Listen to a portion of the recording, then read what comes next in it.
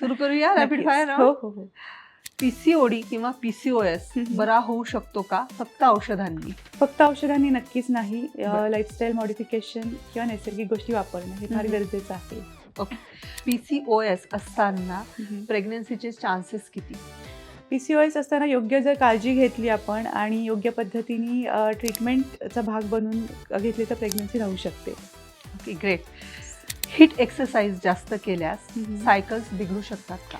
Yes, बिघडू शकतात. त्यामुळं कुठलीही गोष्ट अतिरिक्त करू नये, चांगली असली तरी. त्यामुळे योग्य प्रमाणात गोष्टी करणं गरजेचं आहे.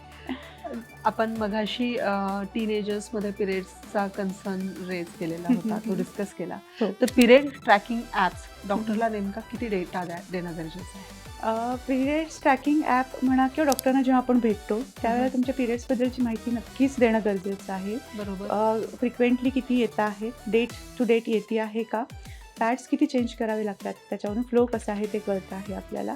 त्यामुळे ह्या नक्कीच कळवाव्या लागतात. आणि साधारण आफ्टर मॅरेज तुम्हाला जर प्रेग्नन्सी राहिली असेल किंवा ॲबॉर्शन्स झालेले असतील तर ही हिस्ट्रीसुद्धा पेशंट्सना आपल्याला सांगणं तेवढीच गरजेचं आहे. महत्त्वाची आहे. बरोबर.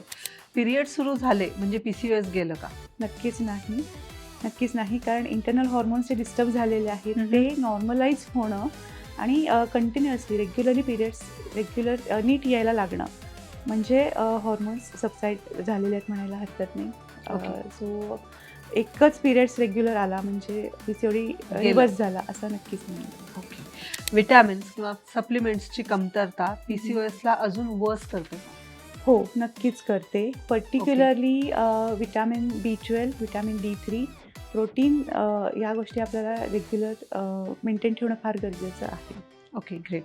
पीसीओएस किंवा पीसीओडीमध्ये प्रत्येक वेळी अल्ट्रासाऊंड सोनोग्राफी गरजेची आहे का? प्रत्येक वेळी करण्याची गरज नसतेच.